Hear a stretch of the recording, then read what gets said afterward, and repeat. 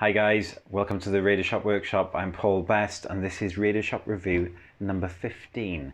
And the Radioshop Revue is our video where we give news on what's been happening, what sort of pickup developments there have been, and also show you some of the music from some of our players as well. And this is actually my home workshop. So you'll see me sometimes in here and you'll see me sometimes up in Caerphilly in the main workshop, okay? One of the things we've got come up in the video today, we've got a workshop tour. I'm gonna give you a little look around this place. And we've got some news, some pickup news, obviously. We've got some music coming from Nick down under, and also we've got some music from Thor in Norway as well. Some fantastic music from some of our players. So the big news really the last 3 months since we did the last Radioshop Revue, I think really the big one really would be the introduction of the ID63 GT set. And I'm not sure if you've caught the video of that yet, where me and Dunny explain what the thinking is behind that set.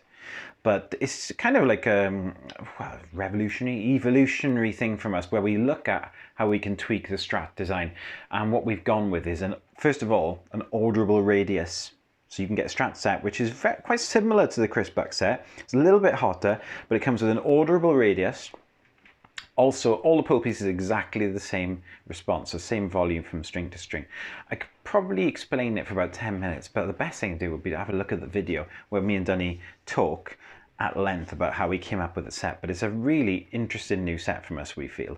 And it's currently a loaded pickup with one of the sets has just gone off to Guitarist magazine for review. So we're looking forward to hearing what they think of it. Other pickup news, what did we do? We started a new set this month, well not this month, a couple of months ago, called the Black Strat Set, which is our tribute, a naughty tribute maybe, to a classic set. I think you can guess who it's by from some of the images, where we've got a black Strat with white covers. I mean, he doesn't even own that Strat now, does he? Anyway, this is like a tribute set from us, where we've absolutely gone and nailed every single detail of a classic Strat set. And rather than getting just me to show it off, we've got somebody amazing to show it off. Mr. Chris Buck showed us the sounds in it in his Friday Fretwork special. So check that out for a second.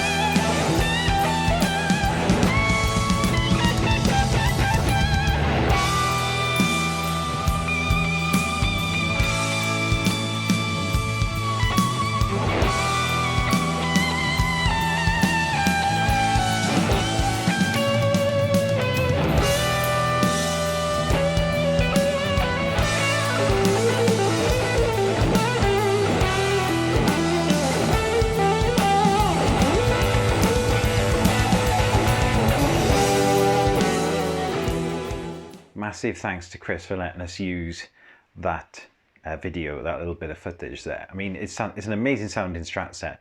It's got 3 different wires. It's really different, the Black Strat set, because you've got 3 different wires across the set and quite different outputs as well. The bridge comes in around about 13.5K, which you'd think, hang on, that's going to be just too powerful to blend with the others. But when me and Danny put it into a guitar, we just thought, hang on, this does blend really well. And it doesn't sound too loud for the rest of it. It's a really nicely blended set. So, you know, it's matched perfectly to the details of the classic guitar it's been inspired by. And it's a wonderful Strat set. And I think you'll agree from the video that sounds great. So that's really been the big news pickup-wise in the last couple of months. Has been the introduction of the 63 GT set and the Black Strat set. Now, other news, really, we've been working on the website, we've been tweaking it, little bits and bobs as we go. It's me who does the website, and I didn't make the website, I'm not going to claim that, but I kind of maintain it, and for a while I didn't really know what I was doing.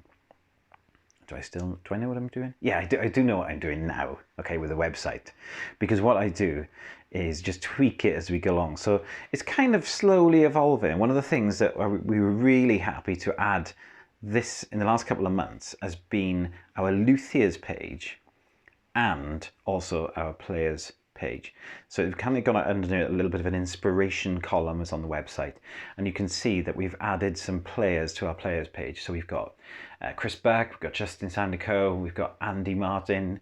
So chuffed to add some of these names. I can't believe they're using Radioshop pickups, and yeah, so it just some of the names that we put in on there, and just people we're really proud to be associated with, you know, George Jones, James Oliver, and so on. It's just, well, you can see the names if you have a little look on the website.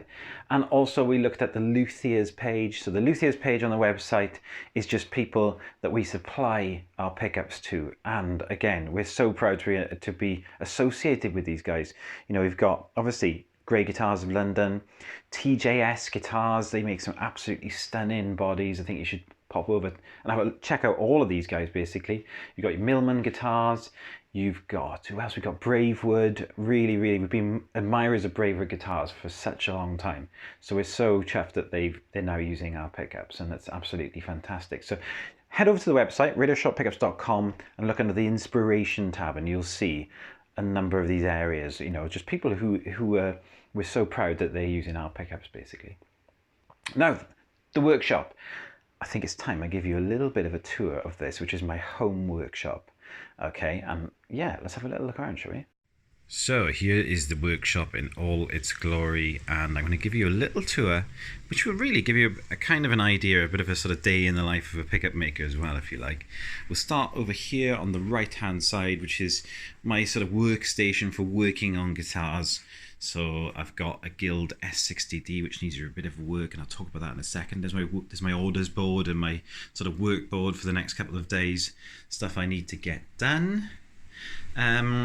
Right, so there's a lot of items in here which are not really pickup related really, but more sort of me related, if you like music. Me and Danny are massive fans of whistling while we work, if you like, and we like to have our music on as we're working.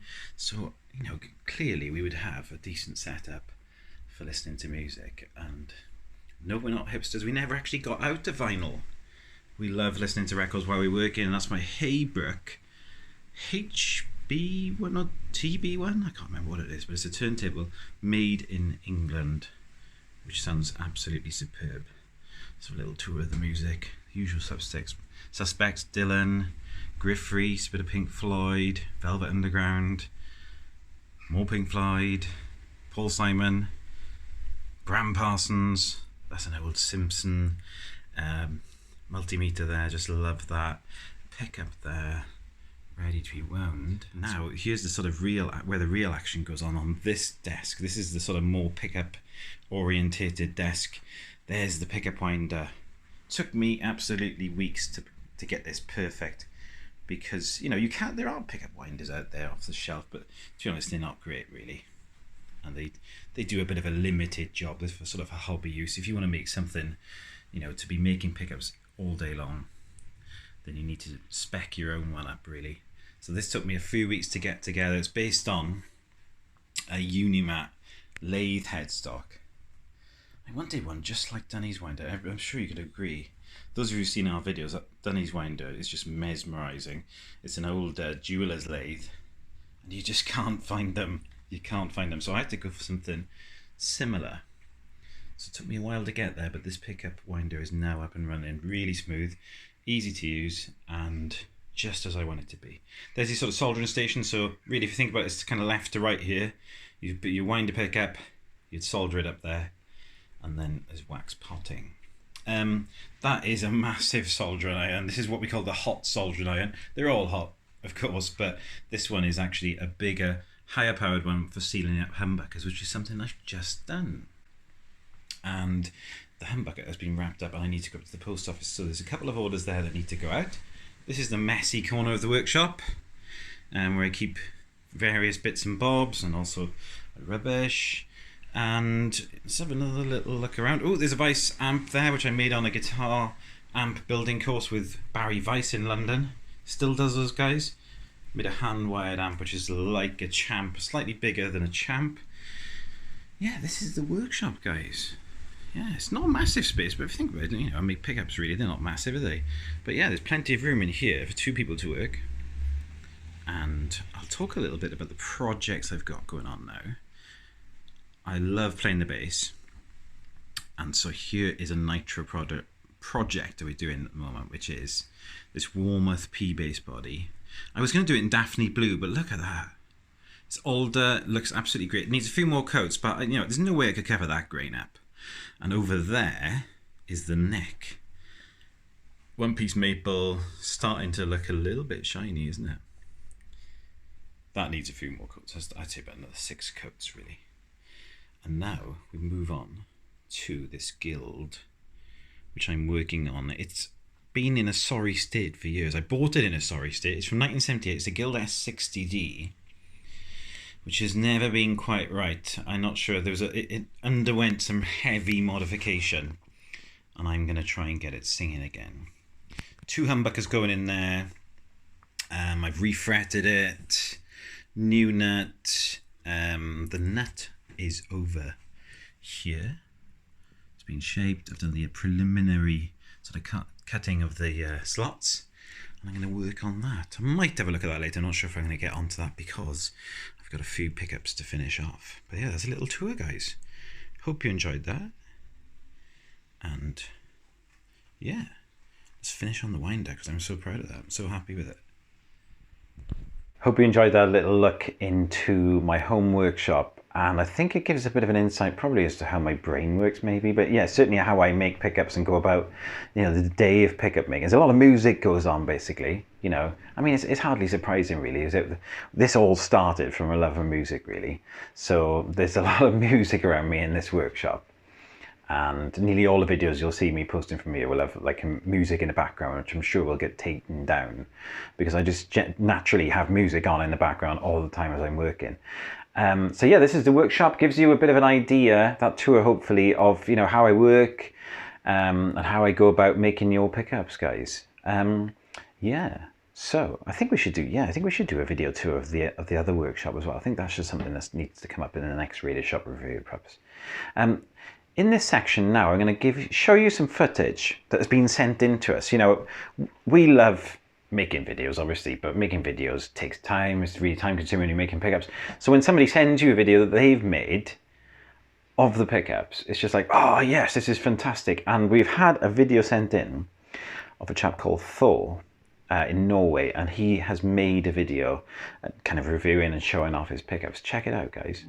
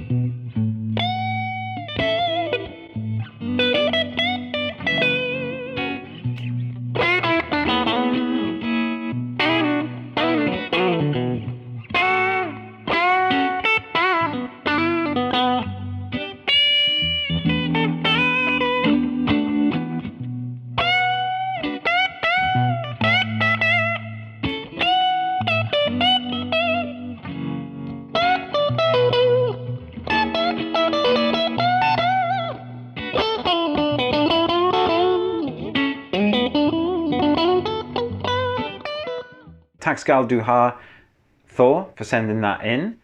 Absolutely fantastic. Better camera work than I can do, and sounds absolutely brilliant as well. So big thanks for him for sending that in. We'll have some more music a tiny bit later from another chap called Nick showing off his ID Crispbuck set. So yeah, it's fantastic. One of the things about this Radioshop Revue, I think the favourite thing, as well as giving pickup news and all of that, really is to show off music from you guys, using the pickups, and just to help spread the word really. So if you're a band, you know, if you're using Radioshop pickups and you're in a band, or you write your own music or whatever really, and you just want us to help kind of spread the word, you know, send in your clips, guys, and we'll put them on this video. Well, not this one obviously, but in the next one or the one after that. Okay. Yeah. Other news, well, Guitarist Magazine, we had a couple of little mentions. A few months ago we had like a 5-page spread. Well, we can't have that every month, but we were so chuffed to be mentioned again. Huge congratulations to Grey Guitars, because they had their Skipper guitar featured in the wish list section, and we had a little mention in there singing the praises really of the pickups that are in there. Absolutely stunning guitar from Tom. I think you'll agree. And yeah, head over, if you haven't had a chance, head over to Grey Guitars and check out their website and check out their guitars. You know, again, another company we're really, really proud to be associated with. Yeah, I think we're coming to the end of this Radioshop review. So thanks for watching, guys. To play us out, we're going to have some playing from Nick Burson, who is an Antipodean. I can't remember if he was Australian or New Zealand. He is definitely from a land down under, though. Bit of a, you know, thing there. And here's a clip of him using his Chris Buck signature Strat set, and it sounds absolutely fantastic. Thank you very much to everybody who sent in stuff. A big thank you. Taxcal Duhar to Thor and Nick.